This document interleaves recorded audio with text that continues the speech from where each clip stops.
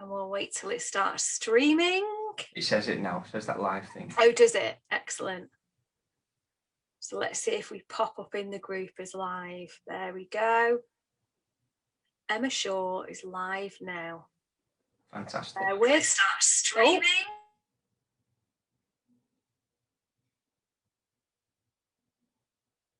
There we go. Right. So we are here live. Brilliant. And real. We've already got MK on with us. Oi, oi, MK. And Matt Del Rio is also here. Hello, guys. How you doing? Hi, and everyone. Tracy's here.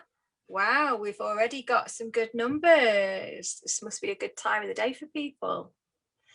Rebels and Rule Breakers, this is Luke Mather, who is, well, I'm gonna read you a line about who he is. In fact, now he essentially helps business owners and families to make better financial decisions and plan for a great future so they can enjoy life and plan. Does that make sense? I probably read that all wrong. No, that's absolutely spot on, and thanks for inviting me this evening. Really appreciate it. You're so welcome, and thank you for coming, because you know what, I'm always looking for ways really to give people more, and I think this is quite different from what we normally do, because it's you know, it's perhaps a little bit more sensible than we normally, you know, we normally talk about crazy rebellious things and all of that kind of stuff, but life is all about making sure, you know, we can achieve the goals that we want to achieve, and being, you know, having some money sense is really one of the ways to do that we can enrich our lives. So I'm really glad to have you here to be able to sort of offer our members something a little bit more. So we've also got Sue Rigby who's joined us. Hi, Sue. So let's kind of do a little bit of an intro about you then, Luke. So we met the other week, didn't we? And we've met through Jamie Stewart. Yeah, we did. Yes. Yeah. Because I've had so many new one-to-ones recently with various people, but yeah, we had a really good chat, didn't we? And I was really inspired by what you were saying, and wanted to make sure that we kind of got you out there a little bit with our guys, because there's probably an awful lot of people that would benefit from what you do. So tell us a little bit about you and kind of how you've got to where you are now, and a little bit more of the specifics around what you do as well. Yeah, fantastic. So a little bit about me. I am married, wife Jenny, and I've got a little boy called Isaac who's 2, and I've got a dog called Digby who's currently snoring in his bed behind me, if you can hear that. I've been in financial services for about 10 years, and I've always wanted to help people. Sort of what gets me out of bed in the morning, gives me a little bit of a kick in order to help people. Background really as a mortgage advisor, made the jump over to financial planner, just to go a bit deeper into things and work with clients for a long, long time. And what sort of really kicked it off was my dad. He sort of became a little bit of a mini entrepreneur later in life, bought a few properties, went self-employed. But before he could sort of finish the job, he got cancer essentially and passed away about 5 years ago now, and didn't really leave his affairs in order. Didn't have any help, any guidance, and it left a bit of a mess in the rest of the family, to be fair. And part of me thinking, there must be a way of stopping this happening to other people. Can't prevent cancer, obviously, but you can help people to plan well, and do it in a way that people sometimes enjoy it. Traditionally, financial advisors there's misconceptions where a lot of the older generation will probably only work with people if they've already got a certain amount of money, and they'll charge high fees. It's hard to get hold of them on the phone, and I recognise that, and that's where I've come into things, and I'm at the opposite end. I like to work with people at the beginning of their journeys so that you can really make a difference. And initially, coffee and a chat, and see where things go. Yeah, and your sort of cause, I guess, your mission is very heart-led then, isn't it? Because, you know, you've had that personal experience. It's made it incredibly important to you.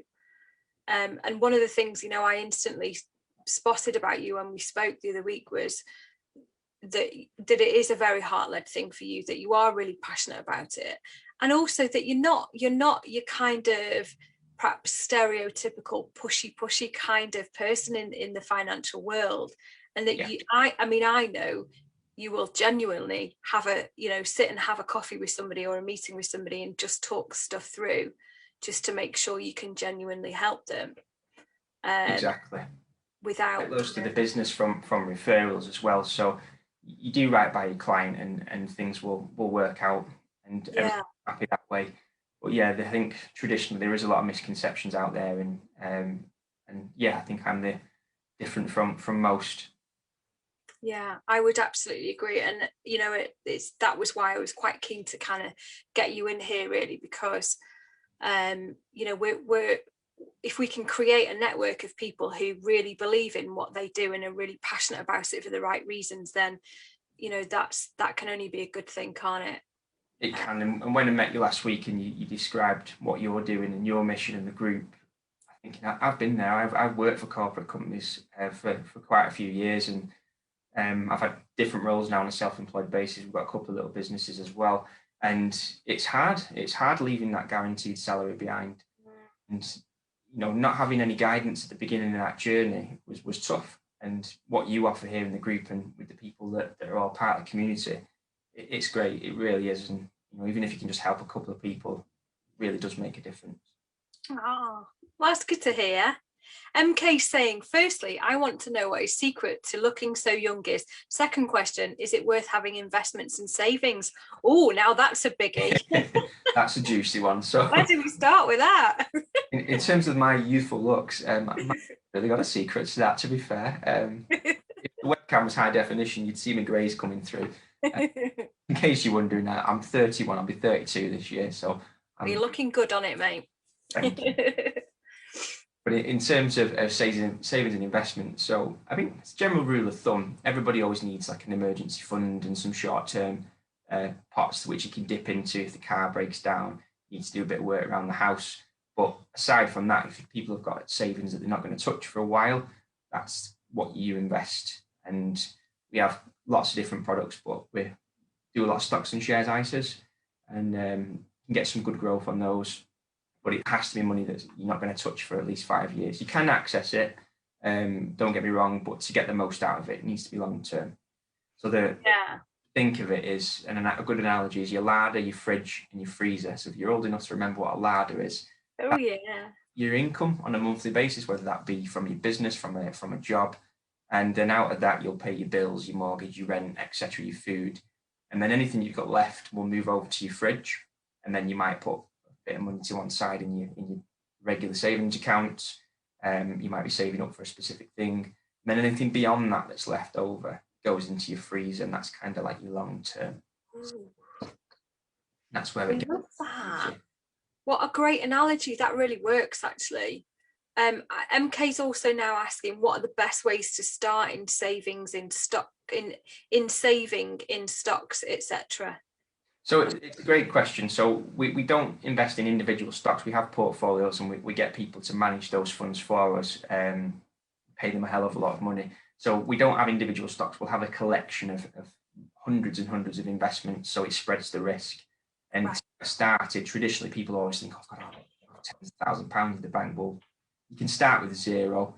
You can start with as little as a couple £100 a month as a regular contribution. If you have got a lump sum to put in, then you can do that. There is no sort of set minimum in certain circumstances. And what we'll do is when we sit down with people and have a coffee and a chat, we'll kind of gauge where they are on the risk profile. So we won't do anything beyond their comfort zone. So if someone's a bit risk averse, we've got plenty of opportunities for people like that as well. We really do work with people so that they're comfortable. That's good. So are you familiar with a Plum app? No, I've not heard of a Plum app. So that's a real good one. I've been using this for a couple of years now, and it's just an app on your phone, but it's like an intelligent sort of bot type thing. So what it does is it calculates, it has various rules that you put into it, and you decide what levels you want to do and things like that. And it pulls money out of your current account into various pockets within the Plum app, depending on what you've got and the levels you set. But it does quirky things, like every time it rains, it'll put away £1 or something. Yeah. And it goes in Manchester. Yeah, and then well, exactly.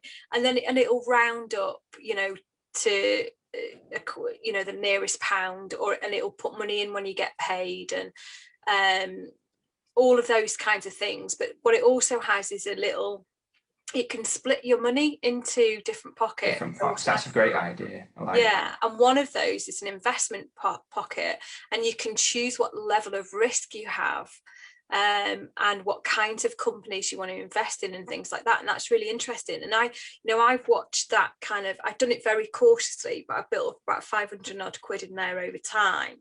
And what I've noticed is that you have to be in it for the long haul, because over the space of, probably the first year, it lost a couple of quid, but now it's making money. And it's a relatively low risk one for sure. But I think, you have to kind of persevere with it. And I think a lot of these things that you have now, this is so easy to choose an easy access one, isn't it? So you can withdraw it really quickly, and you never really get anywhere with it. That's the problem when you've got easy access. It's too tempting, and most of our investments, you can access them at any time. It's not a problem, but you're less likely to do it because you've got to phone me and say, can I have my money out? To which I'll say, why do you need the money? It's not that you can't have it if you really need it. It's there for the taking, but part of my job is to help people challenge it a little bit, not just impulses. And absolutely, I have heard of some similar savings apps where it does round up your purchases and it puts a few quid to one side, and it does really help. In terms of robo advice, in the wider scheme of things, it's good to an extent, especially if you're in a cautious fund. But if you're looking to get some fairly decent growth on it, definitely, advice is not something I would get from an app. And actually, it doesn't. I think it's quite well set up in the sense that it doesn't give you advice. Just allows you to control where your money goes, if that makes sense. But we have annual reviews with clients, so that we'll assess performance, and we'll explain what's going on in the markets, and if the returns haven't quite been as good one particular year, then we can explain that, and it really sort of smooths the ride. It's like a roller coaster in the stock market, and just to make people feel at ease, and the fact that it is a long game, definitely got to play the long game. Definitely. Tip. Tracy's saying, I'm going through redundancy and will be starting financial settlement discussions. Any advice on things I should ask or be aware of? So in terms of the redundancy, definitely, I'm sorry to hear that you've been made redundant. What people will be soon, but make sure you know if you've got like what's the word? My mind's just completely gone blank. But if you've got, I hate it when that happens. if you work for a big company, you'll tend to have like a team which you can go to for advice. And quite often is the case if you've got any like life insurance products or car insurance, if you've got legal cover on those, you'll get access to a free legal helpline, and you can ask them. I know a company called Nori HR. Every Thursday between 2 and 3, they do a free drop-in session on Zoom, so you can ask HR-related questions. But just make sure you know what the rules are when it comes to negotiating settlement. And also, the other thing I was going to probably mention at some point is when someone is made redundant or they do change jobs, if you've got a pension scheme, that will then become frozen and nobody will be actively looking after that. So that's one thing that we do help with. Yes, you do a lot with pensions, don't you? Yeah. But in terms of the redundancy, just know the rules and make sure, don't just assume that the company's behaving themselves in what they're telling you. If you smell a rat, get it checked. And quite often very good point. They are wrong. Mm-hmm. Get it checked. Absolutely. Yeah. It can be a bit of a minefield, that, can't it? Definitely. Let's see what else. I was made redundant last year, so he's retired now. So he got made redundant right around the time he was going to retire. So it worked out quite well for him. But there was a lot of changes through the consultancy process, and they were told one thing one week, and the next week it changed. So I think in the end they took some advice, and it worked out quite well for them. That's good. So what then are some of the key scenarios that come up for you when you're having conversations with people and you need to help them? What are some of the key things that or conversations that kind of keep coming up, key problems perhaps that you find yourself you know, being able to really have an impact for people? There's a lot of areas that we help with. So we do offer holistic advice. So we advise people on protection, so life insurance, income protection, things like that. If you've got a business and a limited company, we can look at business protection. But the main source is pensions and investments. And there's usually a trigger event for getting somebody like me involved in that process. It's not something sometimes people will seek help with originally until it's brought to their attention. But a key trigger really is, as I just mentioned, redundancies, moving jobs, actually becoming self-employed and setting up a business. There's lots of tax benefits available for business owners. Our tax system in the UK is geared towards being in favour of business owners. Mm-hmm. In order to make the most out of it, you probably need a little bit of help. Yeah. So changing jobs or going self-employed. Inheriting some lump sum of money. We can offer advice on that. If you've got a large estate, or if you've got parents which are going to be sat on quite a sizable estate, and you're worried about inheritance tax, we help scenarios with that as well. And we can save the children inheriting an estate and having to pay a fortune in inheritance tax. And at the minute, property prices are through the roof. So a lot of people, even though they don't realise it, will be sat on a potential liability there. Right. And then we've got on the investment side of it, sometimes people will be sick of getting a letter from your bank saying that your interest rate's been cut again. And if you've got long-term savings that you're just not getting a return on, you have to remember that inflation is just going to eat away at that money. It reduces the buying power. So we've got options there available to discuss, and we'll do something different with it and look after it actively. So really, it's all about kind of empowering your money, isn't it? Or empowering your money strength, I guess, and you know, really taking control of that and having someone, I guess, to guide you through the flipping quagmire that is the legal system and financial rules and all of those things, and making it work. I know it sounds cheesy, but making it work for you rather than having somebody else control it for you, or you having a lack of knowledge that is causing you to potentially miss out or have, you know, quite costly impacts. Yeah, you're exactly right. And I think another thing that I've had quite a few clients that just pick up the phone to me and just say, look, I've had to put something on a credit card, and can you recommend one? Is there a 0%? I mean, I can't provide any advice, but I can. I'm glad that people phone me with those questions, because it's not something we advise on, but we can give the information. You know, we can send links out to certain places where they can get the information from. And, you know, someone will say, my car's coming up for renewal, what should I do? And I don't mind answering those questions at all. People phone me up all the time for things like that. That's good. So you'll always, I know about you already that you'll always try and help, but you also won't advise people on things that are not your area, but you will signpost them in the right way. Yeah, and then if there's another professional need, say for example, a lot of clients that I come across don't have a will, and it's something that pretty much most people should have. I need to do that. So I work with different will writers, and again, between me and other professionals, we'll really make sure that people are looked after. We've got Lisa who's asking about, I have a company pension but also run my own business. Would you recommend I also have a private pension against my business? I'm not quite sure what.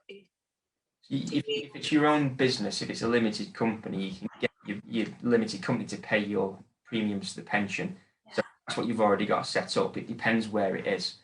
So part of the process of a pension review is over an initial coffee in the chat, I get the details and we'll write to the provider to find out what the scheme is, and then we'll compare it again. We have a specific calculation to compare it against our offering, and obviously you get the benefit of the ongoing advice, and we only recommend a transfer if it's right for the client. So we have completely free assessments.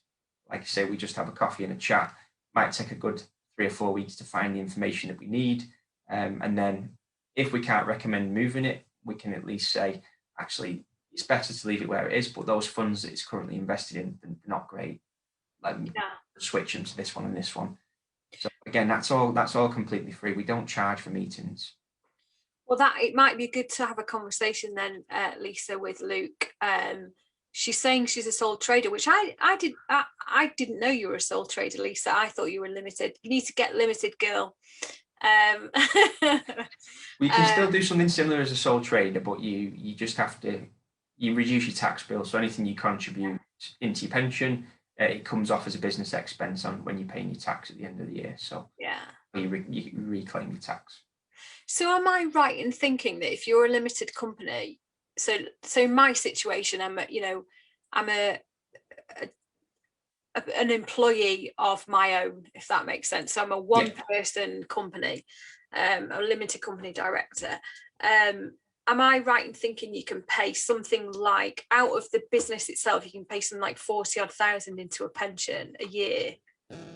Maximum is 40,000 per year. Right. If limited company, so the business would have to pay that premium. If you're a sole trader, the maximum is still 40,000, but it's limited as to what your net profit is, what your turnover is for that particular year. Right. So, and that in limited company world counts as an expense, doesn't it? Yes. Yeah. So you will save on your corporation tax as well.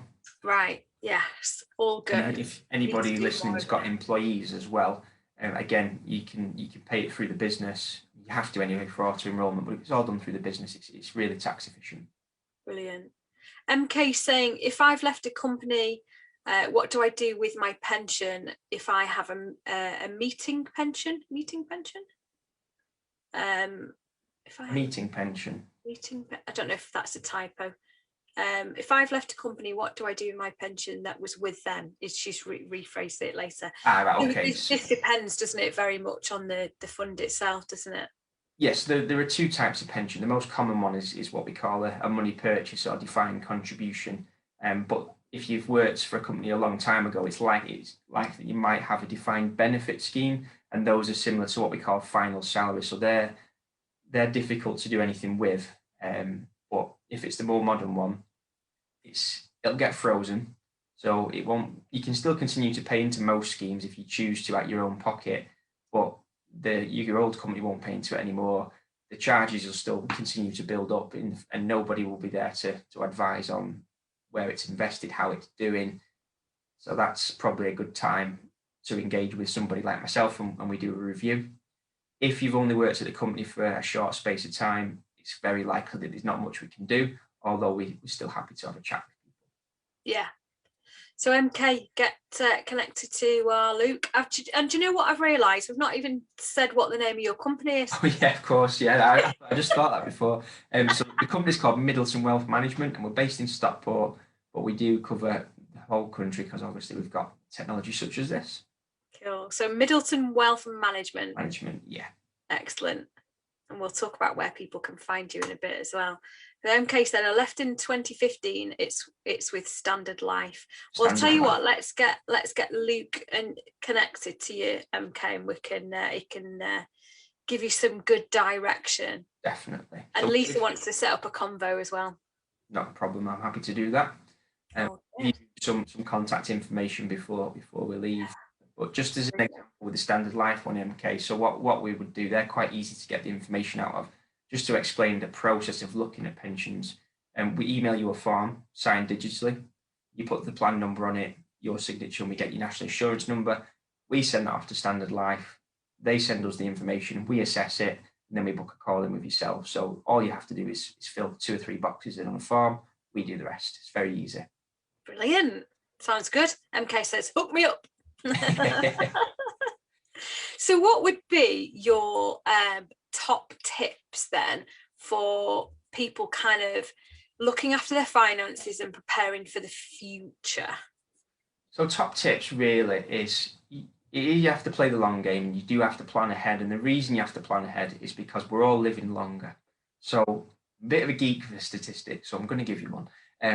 1 in 3 babies that are born this year will live to see their 100th birthday. I think we discussed last week, but so that's a third of babies born this year, and probably going forward will live to be 100. So if you think the retirement age at the minute, the state pension age 68, I'm 31.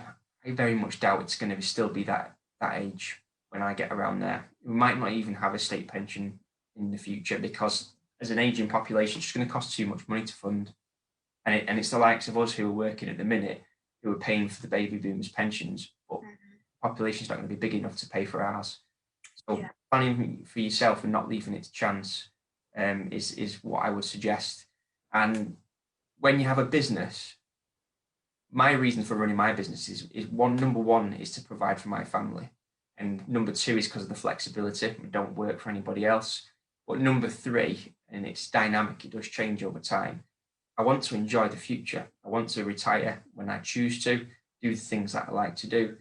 And if you don't think of it early enough, you might not sort of be able to achieve those goals. So the quicker you sit down and think about it, the easier it is. And it's a surprising how little it can cost to start planning. Yeah, I agree. My parents encouraged me to start paying into a pension when I was in my 20s, and if it wasn't for them, I wouldn't have done.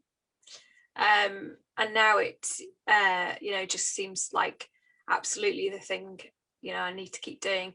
That Saab's on, by the way. Saab's a host, and Hi, Saab. telling everyone you're amazing. MK totally loves you. Good. What else have we got? Lisa's saying, what would you recommend in terms of saving for your child's future? Interesting question. Great question. I've had this a lot recently. So there's two major options, and it all depends on when you want that child to have access to the money. Obviously, if they're young like mine is, I don't know what it's going to be like with money in the future. But you've got a junior ISA is the first option. You can put up to £9,000 per tax year into that account. And there are two types. There's a cash one where the interest rates, I think, is up to 3%, I think is the best. But then you can also have a stocks and shares junior ISA where it's invested. Now, the benefits of those is that compound growth over time is really good. So they'll mature when they're 16 and they'll turn into an adult ISA, and then they can access the funds at age 18. And that would be a nice way of providing a lump sum towards a deposit for a house, contributions towards university fees, buy a car, what you might need. And then the other option is a pension. So you can actually pay into a pension for your child or grandchild. And again, you can get the tax relief on those too. And as an example, if you have a baby, so my son's just over 2 now, if you pay £150 a month into a children's pension for the first 10 years of their life, if we get the growth that we expect over the next 50 years after the 10th birthday, that's potentially going to be worth £1 million when they're 60 to 65. All for investing £10,000. Wow, that's amazing. So it's crazy, and that's the power of sorry, not £10,000, all for investing for 10 years, and that's the growth. Wow, that's how powerful it can be. That's incredible. When you put it in perspective like that, that's amazing. MK said, I still have my baby ISA. Well, that's absolutely fine. I think if people have got cash ISAs, most of us do. Those can be transferred. So just to explain, with a cash ISA, and then when you're 18, you can put up to £20,000 a year into one of those. Yeah. The beauty of an ISA is it's tax free. So any growth that you get within that ISA, you don't pay a penny in tax. So that is why a lot of prudent business people and individuals use those as a vehicle to take advantage of it. You don't have to put the full £20,000 in every year. You put what you can afford in. But if you don't get 20 quid sometimes in mine. That's better than nothing. But if you don't use your allowance in a particular year, you'll lose that allowance for that tax year, and it will reset again the following year. Phil wants a time machine to start again. I know how you feel, Phil. I feel like that now when you put it like that whole long-term thing. You know what the problem is, though? You mentioned the time machine, Phil, and the problem is it's when we go back to when you was at school. There's no education in any of this. Nobody tells you how to run a business. They don't tell you how to save, and it really is sad. And I'm lucky enough to have studied this over a number of years, had a bit of guidance from my dad. But for most of us, it is hard, and you learn as you go. It's never too late, is what I'll say. It does become more expensive the older you get to achieve your goals. But sometimes readjust those goals to make them a little bit more feasible and still do something about it. It's one of those things, isn't it? It's very easy to say, oh, I'll do it when, but the sooner you start and the sooner you get your kids into the habit of thinking about it, the better. Better. Yeah. Zoe also would like a time machine. Saab saying, so true, so many people are clueless re pensions. Yeah, this definitely needs to be a bigger education piece. It's a shame, isn't it? It really is. It is, and we are running some education pieces. So we're going into businesses soon, and we'll be doing webinars for employees of certain businesses, and this is open to anybody. And we'll be running 4 different webinars to try and sort of offer some tips and a bit of education in terms of. Great. So there's 4 different ones. The first one's quite basic. It's for people that are maybe just graduated or just left school, trying to get on the property ladder. And then we'll work all the way up. So we do a pre-retirement one as well. People that are brilliant retiring fairly soon. So where could people access those then? So at the minute, we're only offering it through companies. So if you work for a company, you want us to come in and do it, you just have to get in touch with me and put me in touch with your employer, and we can set that up. I think at some point, we probably will advertise them on LinkedIn and just run them ad hoc and just invite whoever along. Well, that sounds like it could be a go. So anyone who's interested in that and they think their employer might be, intrigued about that, then let's get Luke connected. It's all free of charge as well. It's at no cost to the employer. Oh, even better. So can't go wrong, really, can you, with that? Yeah. Lisa said, let's get rid of Pythagoras theorem and start teaching people about money instead. Yeah, I completely agree. I still remember the equation for Pythagoras. I don't know why. Do you? Once since I left school. I'm impressed. Yeah. It's just one of those things that sticks in your mind. But yeah, I totally agree. I think they are changing the syllabus soon. I don't know what it's going to include. But we can volunteer in schools. So we have a program which we can go in certain schools and we can run a program, and we play like games with the kids in order to financially. So we're able to do that too. That's really good. Oh, well, this is really interesting stuff, guys. Definitely get connected with Luke if you're interested in any of that, or you need some personal advice and a kind of chat about where perhaps Luke could signpost you to or potentially help you as well directly.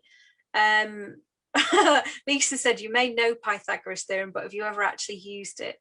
No, never used it. I can't even remember what it's for. I'm sure it's something to do with a triangle. I remember that. Yeah, I thought that as well. Something to do with a triangle. It's funny when it comes to maths, that's the thing that people remember most. Yeah, isn't it? Weird. That and pi. Ooh. Yeah. We've all got calculators now and fancy spreadsheets. Love a good spreadsheet. Oh God, I can't. Back to top tips as well. Budgeting is another top tip. Know your budget is what I'll say. And if you don't know your outgoings, get them into a spreadsheet and look at them. Go through your bank, look at your direct debits, find out what each one is, and if there's something on there that you don't know, find out, cancel it if you don't need it. And that's how you can start. If you don't think you've got much money to start saving, that is how you do it. You review your insurance premiums every year for your house insurance, for your car. Don't just automatically renew those things. Speak to Saab if you think you're paying too much for your utilities and your broadband. She will. Very good point. And really how you really start moving forward is getting on top of your budget, and the rest will follow. Zoe's put my gin budget. That's written. Just my gin budget. That's full stop. Well, I'm not impartial to a glass of gin myself as well. I appreciate that. Do you know what though? That's such a good tip, because I mean, when I was younger, I was wild with money. I'm still not great now, but and Lisa's saying the same thing about her daughter being at uni and burning through money. My spending habits, my bad spending habits, absolutely started at uni, or probably before, and I had no clue where the money went. And it's sort of getting that balance, isn't it, between just reckless spending and completely running out of money, but also not being so obsessive that it's like you're holding on to it so tight that you can't do anything. You've got to live life. You are right, but you have to just keep an eye on certain elements. And another, I mean, we're not all in the office at the minute, but I mean, when we're in a normal world, how many times do we spend 5-10 quid on lunch every day? Starbucks, Costas, £3.50. Domino's. Just not cutting it out entirely, but just reducing the spending on there can really have a good effect. Absolutely agree. Saab's blowing you a kiss. Thank you. Well, this has been absolutely brilliant. So if people want to get hold of you and talk to you and maybe talk to you about the employer stuff or their personal advice, where can they find you? So I'm quite active on LinkedIn, so you can all find me on LinkedIn. If you just search for Luke Mather, there's not many of me, and you'll find me, you'll see my picture. But I'll post my contact information, phone number and email address in the group. So if anybody wants to have a coffee and a chat, just get in touch. Good. Oh, we've got Zoe saying, I work with the youth unemployment. A financial management workshop would be amazing for them, preparing them ready for their apprenticeships. Ooh. Certainly, yeah, we can do bespoke ones. So if you give me a shout, we can work with people to put on a quick Zoom session, or depending on where the location is, we might be able to do it face to face soon. Well, we're getting lots of other stuff coming in here now, Luke. This is proving to be very popular. We've got let's see what else we've got. Nadia says, how do I look after my own finances, having had my carer in charge of it for a long while? That might be perhaps a personal discussion, perhaps, to get into. Potentially, could be if you've got a trust involved. We can manage trusts, and I've got one that I'm doing for a solicitor at the minute. So they've got a disabled client and there's some money set up to one side, and we manage that money on behalf of that person. So yeah, we can look at things like that. Great, Nadia, might be a good thing to hook up with Luke then on that one. Have a conversation about that. Fantastic. Thank you so much, Luke. This has been brilliant. No problem. Thank you very much for having me. Hey, you're so welcome. We'll drop your details in the comments after the live, so keep an eye out for those, guys. If you're watching on replay, let us know as well. Put a comment in saying you watch on replay. And those of you who are here and want to talk to Luke, connect with him on LinkedIn. Look out for the details. We're going to drop those in after the live goes out. So yeah, massive thank you. You and I stay and debrief, but we'll let the audience go. And have a fantastic evening, everybody. Yeah, good night, everyone. Thanks for tuning in. Very much so. Be rebellious, but sensible with your money. Night all. Bye.